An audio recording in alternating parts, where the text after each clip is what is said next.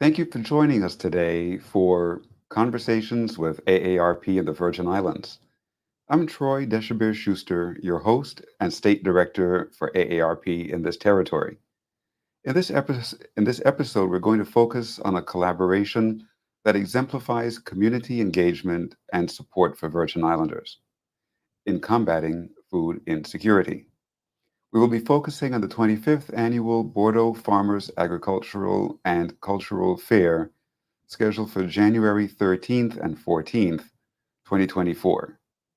AARP in the Virgin Islands has been a champion for initiatives that ensure that older Virgin Islanders and low-income families have access to nutritious and affordable foods. Food security is a growing concern across the nation, especially among the elderly, and we are actively involved with various partners that aim to alleviate this issue. Our efforts range from supporting local farmers to advocating for legislation that enhance food accessibility. Joining me today is Elridge Thomas, president of We Grow Food Inc., or We Grow Food Incorporated, the organizers of the annual Bordeaux Farmers Agricultural and Cultural Fair. This partnership is more than just a celebration of our local farmers. It marks our continued commitment to the well-being of our community by providing support to the farmers and this historic event. In conversation, we will focus on how this event has not only enriched our cultural heritage, but also how it is marking or making a mark in securing the future of the agricultural industry in this territory. Stay with us for an insightful dialogue about community resilience and the collaborative efforts that we are helping to build a more food secure future for all Virgin Islanders. And so we welcome Mr. Elridge Thomas. Welcome, sir. Good morning to you. Happy to be here. Glad to It's be part of this platform. And great, yes, I'm ready to engage in the development of our agriculture industry.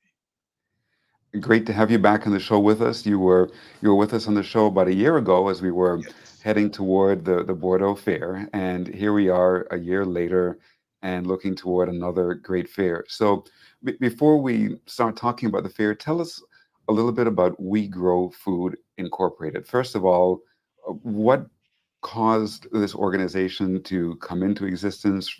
What caused it to be founded? And what are the goals, the objectives of We Grow Food Incorporated? Well, first of all, we recognize the need.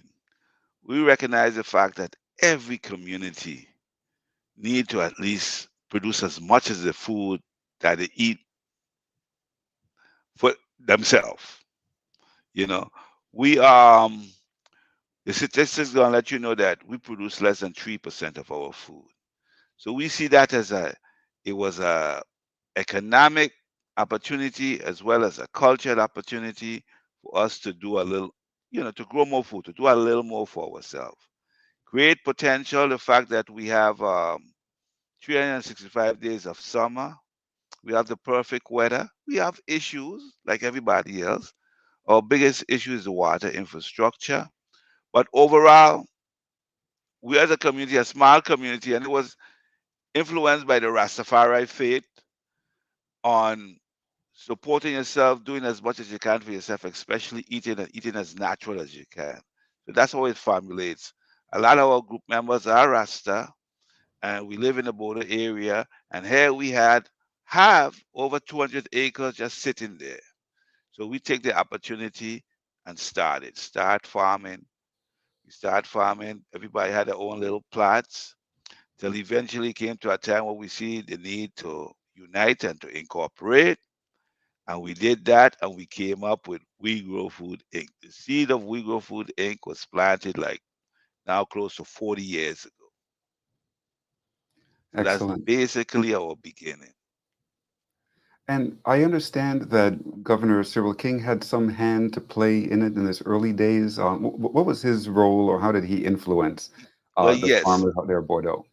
yes. Well, during Governor King tenure, he visits some young individuals in the Tutu area who are also Rasta and was farming in the hills, farming in that particular area, but the land was neither government owned or their own. So the owners had the government intervene to have them removed from the land. Well, I guess they had want to develop it. So the governor at he did visit the farmers before that kind of interaction, and did assist them with tools and things of that nature, and express support and encouragement to the young farmers. And he put in motion to have them transfer to the border area. So not just ripping them off the land and sending them to the street, they put in motion whereas they will come and occupy some of Bordeaux. They did put aside X amount of acres for them, and they started a Ujama program, a Ujama agriculture program. So that's what that particular part of the history. But myself and other individuals who live in the border area, we also started similar occupying the land, like I said, and starting an agriculture program. So Sherry King had a big influence because he was governor at the time, and he did express support to the young farmers. He saw the importance. Excellent, excellent. Well, it's always amazing what people can do, especially young people, when they have somebody who has faith and Yes, confidence in them, right? And just gives them a little bit of a helping hand, a little bit of a start, and then they can just take off, they can blossom, and they can do great things. So bravo to all of those farmers from back yes, in the early 70s. I'm sure that some of them are still alive and still farming to this day. And we wish them continued success as they yes. carry on the great heritage, the great legacy of agriculture and farming in St. Thomas. But tell us a little bit about the challenges of farming, of agriculture on St. Thomas in particular. Well, the biggest challenge is water infrastructure, and that have been the biggest channel from the inception. Uh, we Water is a bloodline of agriculture. You must have water. You could do very little with water. Water can determine your success, and we have the potential. It do rains. It do rains. It don't rain every day. It don't rain. We'll have our dry spells, but when it do rains, a lot of water flow. But we just don't have the facilities built to retain that water, like the dams, particularly dams, earthly dams. And that's the role of the Department of Agriculture. They do have a heavy equipment section where they can build dams and repair dams and the like. But water is our greatest infrastructure, lack of infrastructure that hampers us from producing the And greatest. And like again, the water flows down through the guts every year during the rainy time, but it's just to retain it. And then, of course, putting in pump station and piping and distributing it back up through the land for the farmers. and is there potable water out there, the government water from WAPA running No, out into no, that area? we don't have potable water lines have not run. We just discussed that years ago. You see, the thing with agriculture, we have discussed all our issues to death. We have discussed them over and over all through the years. We had one plan about 12 years ago to tap, the fact that Wapa is by the ocean in Krong Hmm. Bay, to Yep. pipe a line under the ocean and bring it to Fortuna Bay, and then from Fortuna Bay, pump it up the hill to the Fortuna fire station. We have a fire station in the Bordeaux Fortuna area to pump it there. And, that's one of the highest point to put in a big holding facility and gravity feed it back down to the farmers. That's the closest we got to getting potable water in the area. It's still an idea. It's still an idea that never was enacted. And we're talking about like 12 years ago, 13 years ago. Wow. And it So, seems like something so very basic and fundamental to get that yes. done. Um, do you think it's going to take legislation to get it done, or is that Yes, already in yes, place? that's legislation. We definitely need legislation. We need the governor. We need them on the same page, and we make that commitment and build these facilities. Let's take care of our farmers once and for all. Now we're talking it. We're talking it over and over, but when it comes down to really doing it, to developing these plans and putting them in place, no, we haven't. We haven't. And the cost of doing business, as everybody know, increase every year. So we just delaying. My thought is we waiting for the disaster to hit us, and we don't have to do that. We don't have to wait for the disaster. We know it's coming. Let's let's be a couple step ahead. Let's put these water in place, these water facilities in place. Let's start assisting our farmers. And when I say assisting, I don't mean going and getting farmers money. I mean building infrastructure, and have a team or have individuals coming around assisting farmers, assisting farmers in their technique and so forth, advising in particular variety of what to grow, and we'll be all right. That we develop a program like that, we'll be all right. We just have to have leadership that is committed and see our worth and see that it's worthwhile to invest in us. We have too much young people roaming our streets, not doing enough for themselves. So the manpower is there. It's just a matter of that's gonna be the hard part. Just convincing them to come back to the farm. But I think it's possible. I think it's possible with a good program. We could get young people back on the farm because that's the only way it's gonna work. Right. Because right now the average farmer is like 62, 63 years old. Mhm. So we don't have too long to go. And I way past that. So we don't have too long to go, but we have enough time to put a good program in place and get agriculture and back on the road. We do have our agriculture history. We can grow food. That's why we name what we name. We Grow Food Inc. We can grow food Yes. given the proper opportunity.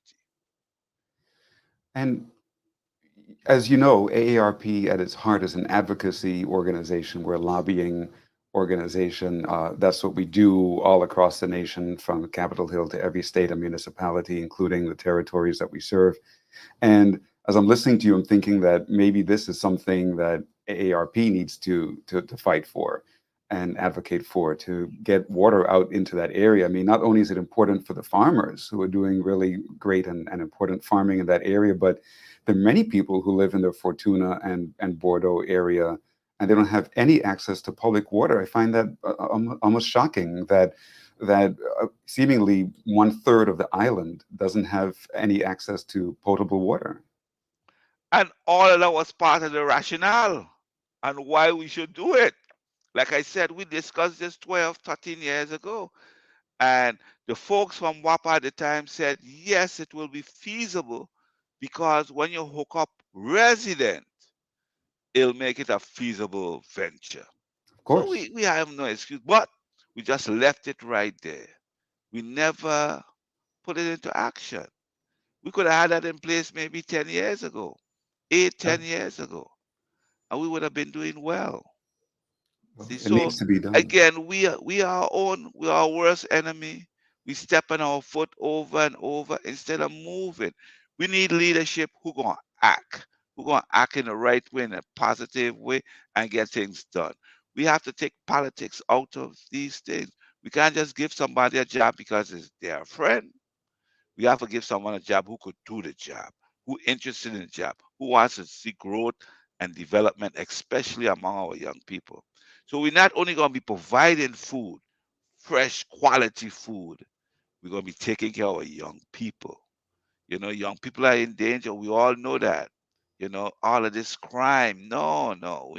We have to turn that around. We have to show our young people that there is a better way. And farming is one of them. Yeah. Obtaining as much skills as you can, but farming is one of them. You know, Well, we at we AARP, importing we importing food that we can grow with good programs. What yes. we call the short crops. Short crops is all your greens, your collards, your kale, your bok choy, your Swiss chard, your eggplants and okra and cucumber. Short crops. Short crops means they produce from 7 to 8 weeks to like 16 weeks. They produce. Mhm. And we here in the tropics, no winter to stop us. And we producing 3% of our food. All the rest Caribbean islands are going to leave us in Yes. terms of their production is coming up because they see the need. They see the need. Importing food is getting too expensive. As oil go up, as these conflicts in the world take place, it's harder for food to come in. And we live in paradise. And we have to treat it as that for ourselves. Not paradise just for the visitors who comes in, but paradise but for ourselves to grow all our tropical fruits and we eat that good nutritious food. Yes. Well, at Simple as that. AARP, at AARP, at AARP, we're nonpartisan and we don't endorse anybody who's running for political office, but we do Right. believe in holding our elected officials accountable. And we do believe in advocating and making sure that our elected officials do what is right for the 50 plus community and for the entire community as we work to Yes. make the Virgin Islands a more livable community. So this is certainly something that we will work on this year and going into the Yes. future. Well, Now, I understand that on a regular basis, the farmers are selling their produce out there in Bordeaux. Is it every Saturday? Is it every Sunday? How does that work on a it regular, ongoing, weekly is basis? the second and last Sunday of every month.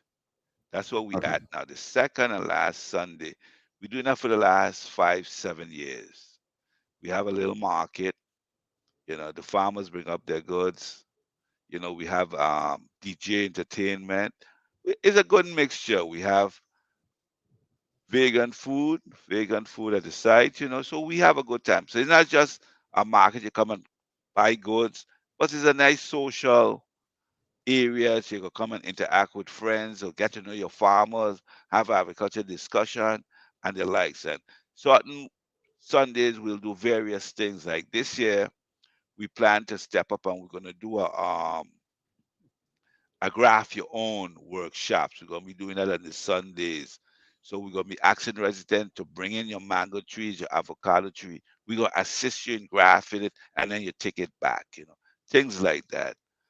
But overall with APM, we're grateful. First of all, we're grateful for this opportunity and the interaction we have with AARP because we need legitimate organization like yours to get behind of us and to give us that extra push and to show the leadership that we must go in these directions. So it all works out. And the fact that farmers are 62 plus, Yes. they are seniors too. The farmers we have presently are seniors, so we helping each other. The organization is helping us and you helping recognize and highlighting the issues so we could get farming going, you know. Again, our government talks too much. We Yes. talk too much and we act too little because we have legislation in the books to help finance the Department of Agriculture better. We have the 1% plan. The 1% plan is to earmark 1% of our budget to the Department of Agriculture. So we are not asking the government to give us the money. Give the department the money to develop the industry. Hmm. 1% presently will put up in a range of like $10 million. That's what the department needs to survive. The department basically just have monies to run to keep the doors open, to pay the salaries and pay all the overheads. But when it comes to program, the funds are not there. For instance, those dams that I'm talking about to retain the water, these dams over a period of time they'll build up silt because the dam purpose of a dam is really to trap the soil. The water is the extra. So Hmm. over time with the amount of soil the dam get fill up with soil instead of water. And right now, even in the Bordeaux area, our dams could use a nice clean out. So again, heavy equipment have to come in and get all that silk out and reform the dams and reinforce them, and that's going to take money.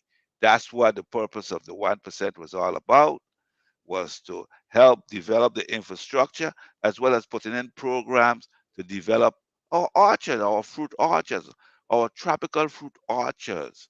We are lover of fruits. The mango, the avocado, the sugar apple, the sour sap. I mean, you name it. And all of our fruits, tropical fruits, have the various values, curing cancer, curing all of our diseases and so forth. And they grow well. They are tropical fruits. They're grown in the Caribbean. We need programs like that in place, like Yes, from yesterday, because fruits take a couple years to grow. We need a good 10 years to develop a nice, firm, good orchard. So we don't have the time. We don't have the time to waste. We need to put, we need to put programs in action and get it done. And We Grow Food is here to help do that. We need to be working with the Department of Agriculture. We can't be fighting each other. We need to be working together to get these things done. absolutely, absolutely, absolutely. Very inspirational. And thanks so much for all that you're doing for all of the farmers there in Bordeaux and agriculture, not only in St. Thomas, but across the territory, because this is the voice that we all need. And so, Yes. in particular, tell us about the annual Bordeaux Farmers Agricultural and Cultural Fair that's coming up Yes, this yes. weekend. On this weekend, okay. We Go Food Inc. present the 25th anniversary of the Bordeaux Farmers Rastafari Agriculture and Cultural Vegan Food Fair. Remember, it's 25th. We are doing this for 25 years. That's a major milestone for us. 25 years. I could remember the first fair when, we had a handful of people, but we had a good time nevertheless. We had a lot of produce and things like that. People, and I have to thank the public for supporting us all of these years. So it's the agriculture celebration. That's how I look at it. We're celebrating agriculture. We're celebrating the potential we have to develop this industry. And I want people to take that in. I want them to enjoy themselves as well. But we must focus, just like I heard today, and requesting to our leadership, we must put these funds in action to develop so we can grow more. For instance, Bordeaux is in a neighborhood of 200 acres, and Mhm. only maybe about 15% of it is occupied. So it's so much potential there to develop a good program and just put tropical fruits throughout that 200 acres. And we can eat all of that food because we importing 97%, which Yes, is ridiculous. it is. And we have to see that as being offensive. So, anyway, back to the fair. We're going to start at 10 a.m., and we're going to go till about midnight. We're going to have various agriculture demonstration during the period of the fair. We're going to have, speakers who are going to speak on various topics pertaining to agriculture. And of course, we're going to have entertainment. We're going to have entertainment from some of our schools who are going to play steel band, we're going to do some bambula dancing, uh, and various lectures, like I said. And then evening time now, we're going to switch to a little reggae concert, reggae in the mountain. We're going to start at 7. So the price change. The price to enter is $5, but at 7, it move up to 10 because now the professional entertainers are coming in. And we emphasize on local artists. Local artists, some coming out of St. Croix, the BVI, St. Thomas. We're gonna have that. We're gonna have a nice little concert. Saturday in particular is ladies' night or the Queen's night, where all the major artists gonna be female. That's gonna be Saturday night, and Sunday night, then all the major artists gonna be males. So it's gonna be special. It's gonna be special. It's gonna be real nice. We're gonna celebrate, but we also have to bring into light the need to develop this industry. So we still calling our public to call on our leadership to do more for agriculture, do more for agriculture development. I always enjoy the Bordeaux Fair, as it's more commonly referred to. I Yes. the first time I went was about 20 years ago, and I've attended many, many, many times, and I'm looking forward to being there this weekend. Yes. And I always Glad take to have note of you. the wonderful food, the ITAL food, the vegan food. If you want really, really amazing ITAL food, that's the place to get it. It's a kind of food you just want to eat all day long. You just feel the Yes. strength, right, from the vegetables, from the produce of the earth, locally grown. So please do come out and enjoy the weekend. Bring your children, bring your family along, and learn. I love those lectures, those talks that are Yes. given throughout the day. It's so very informative.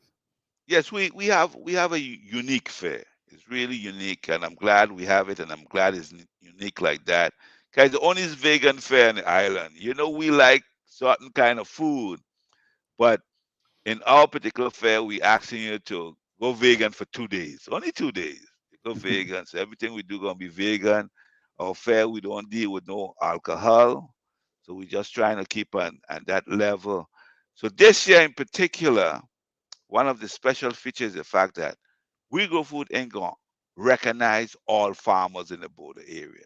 We just want to recognize them to let them know we appreciate them. We're glad to take on this task of farming in the VI, and we just want to tell them thank you. So we're doing it. So we don't have a farmer of the year, but we recognizing all farmers from We Grow Excellent. Food Inc. And also we want to pay homage and memory to those who have passed over the last 25 years. So we're gonna have a special plaque for that too, recognizing all the brothers. Because one of the sad note about this fair, somewhat sad, is the fact that we lost our vice president earlier this year. The Mm, vice president of Wiggle Food Inc., Ras Imani I. This brother was a hard worker, one of the solid pillars of Wiggle Food Inc. I mean, he was also a builder. He was a professional builder. So he contributed to the construction of our bathroom, our stage, our ramp, our step. I mean, you name it, he nice. contributed to that. So, that's the only little, you know, sad note. And the fact that he is he was a cauliflower maker. He used to fry those cauliflower. I mean, you smell the aroma from time you hit the fairgrounds. So we haven't have no one to replace him in the sense of having those skills to make the cauliflower the way he used to make it. But we have to eventually get someone because young people have to come and take over. Yes. You know, Well, but Mr. Thomas, we're coming to the end of the show. yes, And again, thank you for being with us. And AARP, we're very, very proud and honored to be one of the sponsors of the Bordeaux Fair this year, as we were last year as well. And we look forward to being there and celebrating with the entire community and enjoying all of the wonderful culture and the great food. So thanks again so much for all yes, that you and do thank for you, agriculture in the thank field. you for giving us this platform. Yes. Thank you. We'll see you soon. All right. Bye bye.